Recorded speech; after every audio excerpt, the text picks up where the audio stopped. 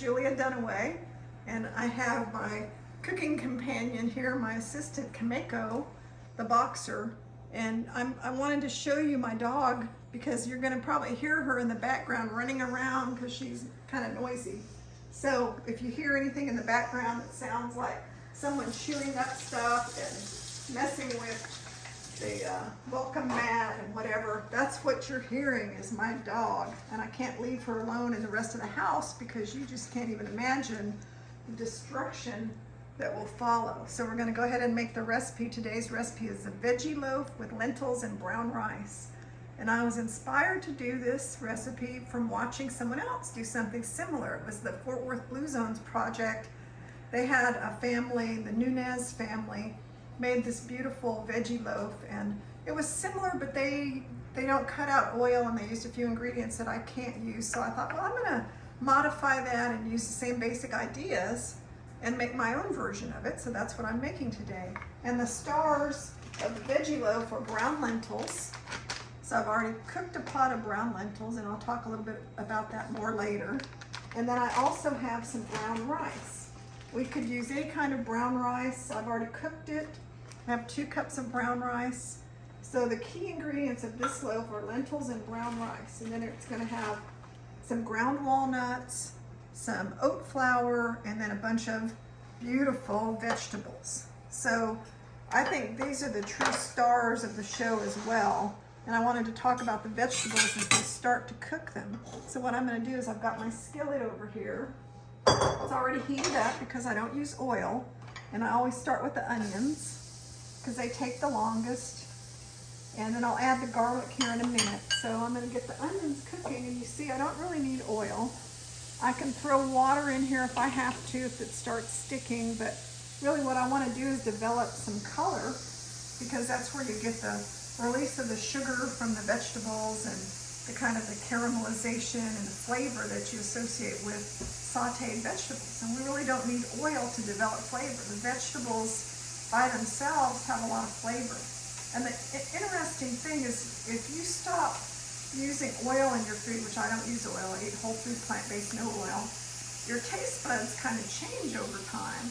And you start really enjoying the taste of the food more than you did before. I don't know how to explain it. In the beginning, I missed the oil and thought that I really wanted it back and would think about how much better things tasted with it. Well, now a couple years down the road, I kind of think, when I eat something with oil, it's like, I have the sensation that the oil overpowered the naturally good taste of the food. So I've come full circle. All right, so my onions, you can see they're starting to develop a little brown, and I'm gonna go ahead and put a little water in there. Just a little, a couple tablespoons, because I don't want them to start scorching. So you see there's a little brown, just about the right amount. Now I'm gonna put the garlic in because we don't really want to get the garlic overcooked. And now what we can do is we can add some of the other vegetables. And what I'm gonna do with these other vegetables is I'm gonna let them cook down to where they're very soft and cooked through. Kameko, no, don't eat the cactus. I swear, dogs will get into trouble. Okay, this is celery, and I have chopped it up really fine, kind of like small dice, little, a quarter inch, about a quarter inch. So I've got a couple of ribs of celery, about a half a cup of bell pepper, and I had orange bell pepper. You could use red bell pepper, green bell pepper, any kind of bell pepper. I have a cup of cremini mushrooms. I sliced the mushrooms and then I kind of cut them into pieces. And then last, well not last, I got a couple other things. I have about a carrot and a half. They were kind of bigger carrots. And I shredded them with a grater. And then some tomatoes. This is a tomato. It's like a half a cup of tomato. It has a little juice in it, not too much. And then I'm going to stir all this up. And I also have one other ingredient. Let's see. Oh, I forgot my kale. So I have some beautiful curly kale, and I kind of chop that up fine too. And I love the fact that it has kale in it because Kale is a cruciferous vegetable, and I follow the Daily Dozen, which is Dr. Michael Greger's Daily Dozen from the book How Not to Die. And one of the things I attempt to do every day is eat lots of vegetables, because my main food groups are beans, grains, vegetables, and fruit. So in order to get all the vegetables in my diet, several servings a day, including cruciferous vegetables like kale, cauliflower, broccoli, cabbage, and lots of other colorful vegetables, I have to be creative about what I'm cooking. So having something like a veggie loaf that's packed with green and orange and red and vegetables and mushrooms, this gets a lot of nutrients in one dish, and it's not hard to make. It didn't take long at all for me to chop up these vegetables. So now what I'm going to do is I'm going to give it a few minutes for these vegetables to cook down, and then I'll come back and add some of the seasonings to them, and then form them together with the ingredients for the veggie loaf. I wanted to mention the lentils before I finish off the vegetables, because I need to kind of drain them, but I use these Bob's Red Mill brown lentils. You can buy lentils in the bulk section of the supermarket. I've cooked the lentils, but I want to get a couple of cups out and let them drain while I'm waiting on my vegetables, because I don't want to put the liquid in the plant loaf, the veggie loaf, because you could see, look, all the liquid coming out of the lentils. That would add a big element of moisture that we don't really need. So we got to drain them. And I did cook the lentils in vegetable stock. I put probably about 4 cups of vegetable stocks to 1 cup of dry lentils. And I added about 1/4 of a cup of chopped onion, a couple of cloves of garlic, some chopped up tomato, a little bit of cumin. It's in my recipe that will be in the show notes. And that was about it. Brought it to a boil, cooked it for about 25 minutes. And then they're nice and tender. Lentils are not supposed to be al dente, but they're also not supposed to be, like so soft they dissolve. The lentils that are so soft they dissolve will be your red lentils. But these are brown lentils, so they're not meant to be that soft. So here's our vegetables. After cooking for about 5 minutes, you can see they're nice and soft. And so now I'm going to add all the flavorings. I have some oregano, about 1/2 teaspoon. And this is dried oregano. I could use fresh oregano. I actually have some in the garden, but it's 30-something degrees today, so I didn't feel like going out to the garden. Although I did go for a 5-mile walk this morning, but I was bundled up in a lot of clothes. This is 1/2 teaspoon of thyme. It's crazy in Texas. One day it's 75 degrees and the next day it's 35 degrees. Then I'm going to put in some paprika, 1/2 teaspoon of paprika. Some people like smoked paprika. So if you like smoked paprika, you can use that. To me, it's a little strong, so I usually don't use it when other people are using it. And then I'm going to put in some tomato powder. This is sun-dried tomato powder from Burlap and Barrel, a spice company that's known for really good spices. And tomato powder is basically, it's sun-dried tomatoes that have been ground into a powder. And what's nice about them is they provide a lot of umami. I'm going to put a teaspoon in here. They provide that umami you get from sun-dried tomatoes, kind of that meaty and interesting flavor. And some people use sun-dried tomatoes in their recipes, but they're usually packed in oil. So they'll use the sun-dried tomatoes that are packed in a jar of oil. Or you can buy sun-dried tomatoes from the bulk section that are dry. But then what happens when you cut them up and rehydrate them and cut them up and put them in something, I think they don't impart the best flavors, what I found. They just didn't taste. I tried that and I didn't like the way that tasted. It was just not that good. So I thought, I'm going to find a substitute for sun-dried tomatoes. And I Googled it and I came up with tomato powder. and I bought some and tried it, and I really liked the more subtle flavor that it provided. It didn't have weird chunks of dried tomato in it. So anyway, this is sun-dried tomato. Salt and pepper to taste. I'm not going to add salt because I added tamari, 2 teaspoons of tamari, and tamari is kind of salty. So I'm going to add the pepper, freshly ground pepper. Try not to breathe it in. So there you go, there's our vegetable mixture. Now what we have to do is combine our other ingredients. So remember, we have our cooked lentils, and I've got them drained well. 2 cups of cooked lentils. And then we want to add some of our rice. So we have 2 cups of brown rice. Cooked it earlier today. We have all of these beautiful vegetables. As you can see, mushrooms and carrots and bell peppers and even kale. Got that in here. And we can mix this up, but now start to think about this idea that whenever you make a veggie loaf, you have to have something to bind it together. If you don't have something to bind it together, it's going to kind of be just like a loose casserole. It's not going to really be a loaf. It's not going to stick together. So we have some different options. Flax seeds are usually good, so we'll use some flax seed. We'll use about 2 tablespoons of this ground flaxseed. And flaxseed kind of can work like an egg when you mix it with something moist. Kind of binds to the moist ingredient and provides kind of like a binding egg-like texture. And then we also have a couple other things that will make this like a loaf. Let's mix up the flaxseed first.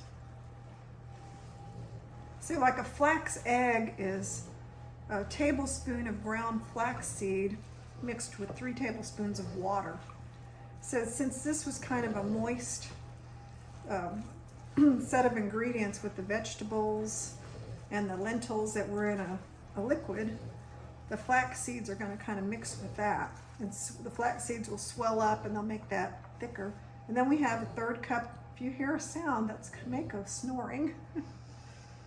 A little puppy can snore louder than you can imagine. Okay, so this is oat flour. Oat flour is nothing more than ground up oats. So I've just taken oats, put them in the food processor and ground them up. Or you can buy oat flour, either way. I usually buy it, but if I run out, I can make it. And then I have a 1/2 cup of ground walnuts. I don't have my walnut bag in here, but I just had regular old raw walnuts from Costco, and I put them in the food processor and ground them into almost like a flour. And that also adds a thickening agent, and it also adds a nice texture and flavor because it gives that kind of a little nuttiness, which I think is very pleasant. So we have, let's see if we have all our ingredients. We have onion, carrot, bell pepper, tomatoes, kale, celery, mushrooms, garlic, oregano, thyme, paprika, tamari, tomato powder, pepper, lentils, brown rice. Oh, 2 tablespoons of nutritional yeast. That's why it's good to go back and read your recipe, because I am known in my Zoom cooking classes, I'll get busy talking and then I don't get all my ingredients in. 2 tablespoons of nutritional yeast. Nutritional yeast adds another little bit of a flavor pop, like an umami flavor that tastes kind of rich and cheesy and complex, because we're not using meats and cheeses and the kind of things that people get that richness from, butter, whatever. So things like nutritional yeast will fill that void. So that's why it's good to go back through your recipe at the end before you say you're done and make sure you've got everything in there. So I want you to see that in the course of time that I've been mixing this together, it went from being just kind of a fluffy mixture to being this very kind of, meatloaf kind of mixture. And I'm gonna get a spoon, and finally, before I put it in the pan to cook it, I'm gonna taste it to see if it needs anything.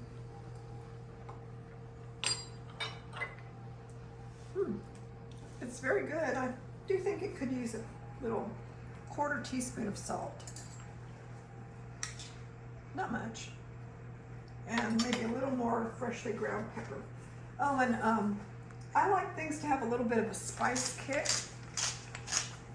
So what I think I'm going to do for this is I could either add red chili flakes, which I think that's what I'll do, because I didn't add a jalapeno. Usually I add a Fresno chili. I had one here and I forgot to put it in.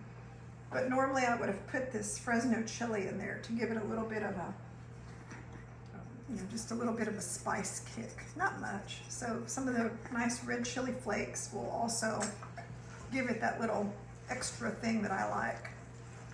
Mix it in well. And the beauty of this is, it tastes good plain like this. You don't even have to cook it. But of course you do want to, but the way you know something's going to be good is if you taste it before you even cook it, and it already tastes good.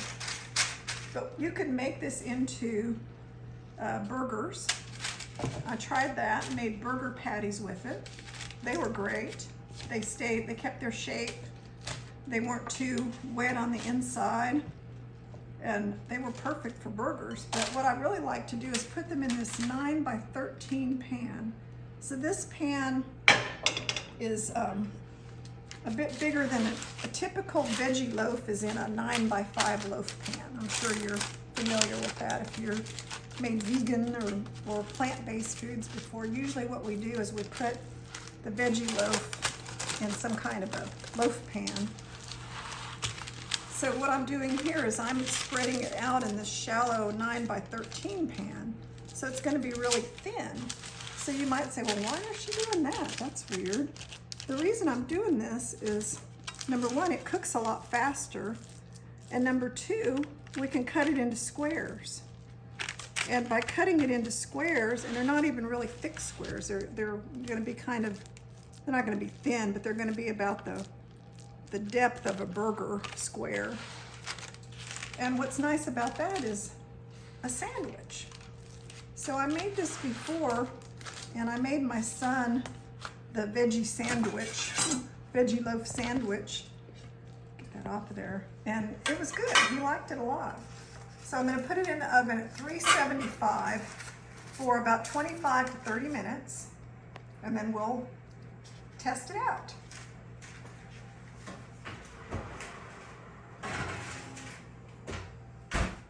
All right, it's time to get the veggie loaf out of the oven. It's been in there for about 30 minutes at 375. Turn the oven off. So it looks nice and brown, and we could let it rest. If you were doing this at home, you probably would let it rest for a minute or two, 10 minutes or something, but you don't have to do that. I think it's going to stay together pretty well. I'm just going to cut it in kind of a large square, and it's not very thick, so it's pretty easy to cut. And then I also wanted to mention something before I forget, is when I was telling you about be sure and read your recipe so that you don't forget ingredients. Well, I failed to tell you that we could have, excuse me, we could have taken, before we put this in the pan, we could have taken about 1/3 of it out of the mixture and put it in the food processor and then returned it to the mixture. That's an option. I didn't do that this time, but I have done that before. And I think that this was enough of a mixture that we didn't really need to do that. So it's gonna be fine. I'm gonna get my bigger spatula that I was using. No, that's not gonna work. I'm gonna get this spatula to get it out of here.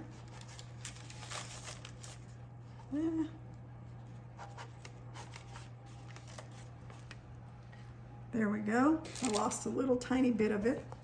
So yeah, give it a little while to set up before you try to get it out of the plate. But you know, it's a little hot. As it sits here, it'll start to form up a little bit more. But what we don't want is we don't want it to be dry. We don't want it to be, you know, like a hard, crunchy thing, because it's not going to taste very good if it's like that. So let it sit for a few minutes. It will firm up. And then as it firms up, you can reheat it. It reheats really well in the air fryer, in the oven. Excuse me, I'm gonna turn this off. So it will reheat really well. And like I said before, you could eat it like this with a serving of potatoes and plant-based gravy and some green beans or whatever you like an entree.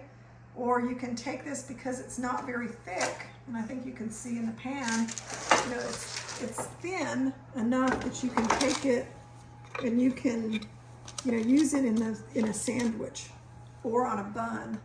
So you could take this, and it doesn't have to be a round patty. This is a time saver. It's all in here together, and you can put that on your bun, and you have your veggie burger, or you have a veggie loaf. So I hope you make this recipe. And I guess we should taste it now that it's finished too. Because here I'm talking about how great it is, but we really have no idea of does it taste really great. So let me just take a little corner of it. And see, it's holding together just in that short period of time that it's been sitting there. It's starting to hold together better.